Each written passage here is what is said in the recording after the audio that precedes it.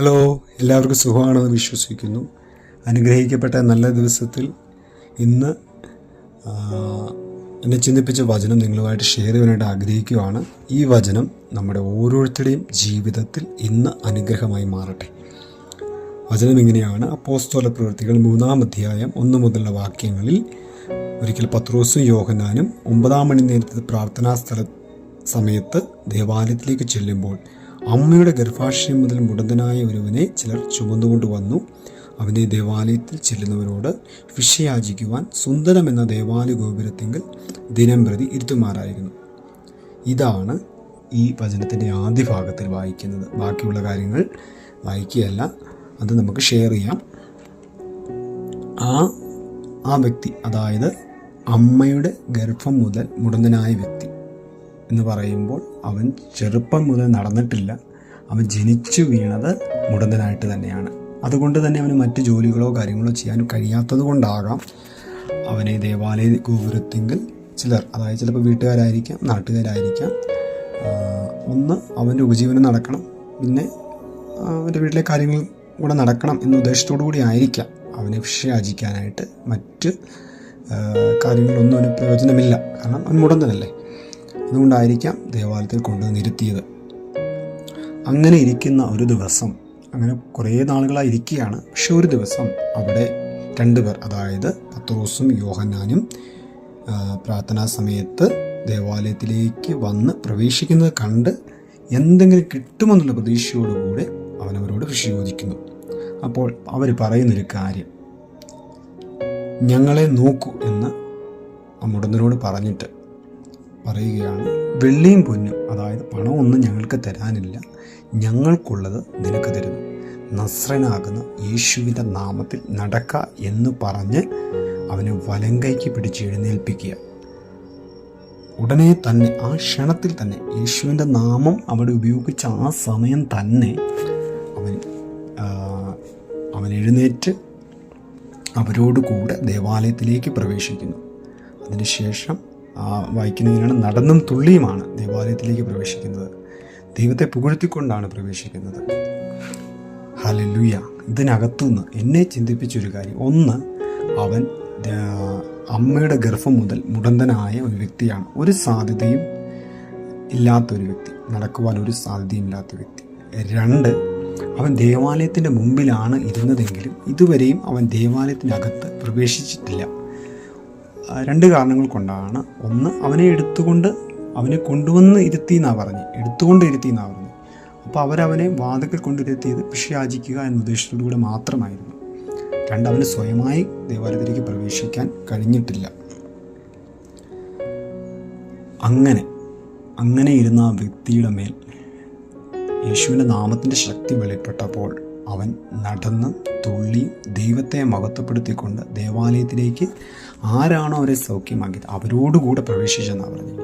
ഇതുവരെ അവന് ദേവാലയത്തിൽ പ്രവേശിക്കാൻ കഴിഞ്ഞില്ല. പക്ഷേ അവൻ്റെ മേൽ വീണ സൗഖ്യം, അവൻ്റെ മേൽ ദൈവത്തിൻ്റെ മഹത്വം വെളിപ്പെട്ടപ്പോൾ, യേശുവിൻ്റെ നാമത്തിൻ്റെ ശക്തി വെളിപ്പെട്ടപ്പോൾ, അവൻ എവിടെയാണോ പ്രവേശിക്കാൻ കഴിയാതിരുന്നത്, ഇതിൻ്റെ മുമ്പിലാണോ ഇരുന്നത്, അന്ന് ദേവാലയത്തിൻ്റെ മുമ്പിലിരുന്ന് അവൻ അതിലേക്ക് പ്രവേശിക്കുകയാണ്. ഹല്ലേലൂയ. അതിനുശേഷം 9-ാം വാക്യം പറയുന്നു, അവൻ നടക്കുന്നതും ദൈവത്തെ പുകഴ്ത്തുന്നതും ജനമൊക്കെയും കണ്ടു എന്ന്. അപ്പോൾ അവനാ വിടുതലില്ലാതെ, അല്ലെങ്കിൽ അവനാ മുടന്തനായിരുന്ന കണ്ട ആളുകൾ അവനെ ഇപ്പോൾ കാണുന്നത് എങ്ങനെയാണ്? അവൻ നടക്കുന്നതും ദൈവത്തെ പുകഴ്ത്തുന്നതുമായിട്ടാണ് കാണുന്നത്. അവൻ്റെ ജീവിതത്തിലുണ്ടായ വിടുതലിനെയാണ് കാണുന്നത്. അടുത്തത്, ഇവൻ ചെന്തരമെന്ന ദേവാലയ ഗോപുരത്തിൽ ഭിക്ഷ അയച്ചുകൊണ്ടിരുന്നവനാകുന്നു എന്ന് കറിഞ്ഞ് അവന് സംഭവിച്ചതിനെക്കുറിച്ച് വിസ്മയവും പരിഭ്രമവും നിറഞ്ഞവനായിത്തീർന്നു. അതായത് അമ്മയുടെ ഗർഭം മുതൽ മുടന്തനായി ഇരുന്ന ഇവനെ കണ്ടിട്ട് ആ ജനമെല്ലാം പേടിച്ചു പോയെന്ന്. കാരണം ഇത്ര നാളും അവൻ എങ്ങനെ ഇരുന്നേ? അവന് നടക്കാൻ കഴിയാതായിരുന്നേ. 2ാമത്തെ അസാധ്യത എന്ന് പറയുന്നത് അമ്മയുടെ ഗർഭം മുതൽ അവൻ മുടന്തനാണെന്നാണ് പറയുന്നത്. അങ്ങനെയെങ്കിൽ ഇതുപോലെയാണ് നമ്മുടെ ലൈഫിനകത്ത് നമ്മൾ ദേവാലയത്തിലേക്ക് പോകുമ്പോഴോ, നമ്മൾ പല സ്ഥലങ്ങളിലേക്ക് ആയിരിക്കുമ്പോഴോ നമ്മുടെ ഭാരമൊക്കെ ചുമന്നുകൊണ്ടാകുന്നത് അല്ലേ? ഇതിനെന്തെങ്കിലും ഒരു പരിഹാരം ഉണ്ടാകണം, അല്ലെങ്കിൽ ഇത് മാറണം. ചിലപ്പോൾ നമ്മൾ അതുമായിട്ട് അഡ്ജസ്റ്റ് ആയി പോകും അല്ലേ? ചില കാര്യങ്ങളുമായിട്ട് നമ്മൾ അഡ്ജസ്റ്റ് ആയി പോകും. അതുപോലെ ആ മുടന്തൻ അവിടെ അഡ്ജസ്റ്റ് ആയിപ്പോയി. അവൻ്റെ പ്രതീക്ഷ ദേവാലയത്തിൽ വരുന്നവർ ഫിഷ കിട്ടണം, അതുകൊണ്ട് തൻ്റെ വീട് നടത്തണം, അല്ലെങ്കിൽ വരുന്നവർക്ക് കൊടുക്കണം, അങ്ങനെ ചിന്തിച്ചുകൊണ്ട് അവൻ അഡ്ജസ്റ്റ് ആയിരിക്കുക. പക്ഷേ അന്ന് അവന് യഥാർത്ഥമായി കർത്താവിൻ്റെ സാന്നിധ്യം അവനെ തൊട്ടപ്പോൾ, അല്ലെങ്കിൽ അഭിഷേകം അവനെ തൊട്ടപ്പോൾ, അവൻ ഇതുവരെ ചിന്തിച്ചതിനപ്പുറമായിട്ടുള്ള കാര്യങ്ങൾ അവൻ്റെ ജീവിതത്തിൽ നടക്കുക. അതായത് അവന് അവിടെ എനിക്ക് മറ്റൊരു കാര്യം ചിന്തിപ്പിച്ചത്, അന്ന് അവൻ ദൈവത്തെ പുകഴ്ത്തിക്കൊണ്ട് ദേവാലയത്തിലേക്ക് കടന്നെന്ന. പക്ഷെ അതുവരെ അവനായിരിക്കുന്ന സാഹചര്യത്തിൽ അവൻ്റെ പ്രതീക്ഷ മുഴുവൻ ഫിഷ് കിട്ടണം, പോകണം. പക്ഷെ അവന് ദൈവത്തെ പുകഴ്ത്താനുള്ള ഒരു മൈൻഡ് പോലും കാണുമായിരുന്നിരിക്കില്ല, അല്ലേ? അവൻ ദേവാലയത്തിൽ വരുന്നത് എന്തിനാ? ഫിഷ് ആയിരിക്കാൻ വേണ്ടി മാത്രം, ആരാധിക്കാൻ വേണ്ടി ഒന്നുമല്ല. അപ്പോൾ അവൻ്റെ ആ ഒരു തലം കൂടെ ആ ഒരു ദൈവപ്രവൃത്തിയിൽ മാറുകയാണ്. ഇതുപോലെയാണ് നമ്മൾ ചിലപ്പോൾ ഭാരങ്ങളുമായിട്ടൊക്കെ പോകുമ്പോൾ ചിലപ്പോൾ നമ്മൾ പ്രാർത്ഥിക്കാനോ ദൈവത്തെ സ്തുതിക്കാനോ ഒന്നും കഴിയത്തില്ല. നമ്മുടെ ഭാരം നിമിത്തം പറ്റിയെന്നിരിക്കത്തില്ല. പക്ഷേ കർത്താവിൻ്റെ സാന്നിധ്യം, കർത്താവിൻ്റെ അത്ഭുതം നമ്മുടെ ജീവിതത്തിൽ വെളിപ്പെടുമ്പോൾ അവനെ റൈറ്റ് പാത്തിലേക്ക് നടത്താൻ, അല്ലെ കറക്റ്റ് വഴിയിലൂടെ നടത്താൻ രണ്ട് അഭിഷിക്തന്മാരുടെ ഒരു കണ്ടുമുട്ടൽ അവൻ്റെ ജീവിതത്തിൽ അത്ഭുതം സൃഷ്ടിച്ചതുപോലെ ഇന്ന് നമ്മുടെ ലൈഫിനകത്ത് ഒരു ചേഞ്ച് വരുത്താൻ, ഒരു വിടുതലയക്കാൻ നമ്മുടെ ഏത് മേഖലയിലും നമുക്ക് ഈ ഒരു പ്രശ്നം കാരണം അവൻ ആ പ്രശ്നം കാരണം ദേവാലയത്തിലേക്ക് പ്രവേശിക്കാൻ കഴിഞ്ഞിരുന്നില്ല, ചിലതിലേക്ക് പ്രവേശിക്കാൻ കഴിയാതിരുന്നു, അല്ലേ? അങ്ങനെയെങ്കിൽ നമുക്ക് ചിലതിലേക്ക് പ്രവേശിക്കാൻ കഴിയാത്തത് എന്തുകൊണ്ടാണ്? ചിലതിലേക്ക് പോകാൻ കഴിയാത്തത്, ചിലരെ ഫേസ് ചെയ്യാൻ കഴിയാത്തത് ചില വിഷയങ്ങൾ കൊണ്ടായിരിക്കാം. ഇന്ന് പകൽ ദൈവത്തിൻ്റെ ആ യേശുവിൻ്റെ നാമത്തിൻ്റെ ശക്തി, അല്ലെങ്കിൽ അഭിഷേകത്തിൻ്റെ ശക്തി, ആ ഒരു ചിലരുമായിട്ടുള്ള കണ്ടുമുട്ടലുകൾ നമ്മുടെ ജീവിതത്തിൽ അനുഗ്രഹമായി തീരട്ടെ. ദൈവമായിട്ടുള്ള കണ്ടുമുട്ടൽ അനുഗ്രഹമായി തീരട്ടെ. അഭിഷിക്തന്മാരുമായിട്ട് കണ്ടുമുട്ടൽ അനുഗ്രഹമായി മാറട്ടെ.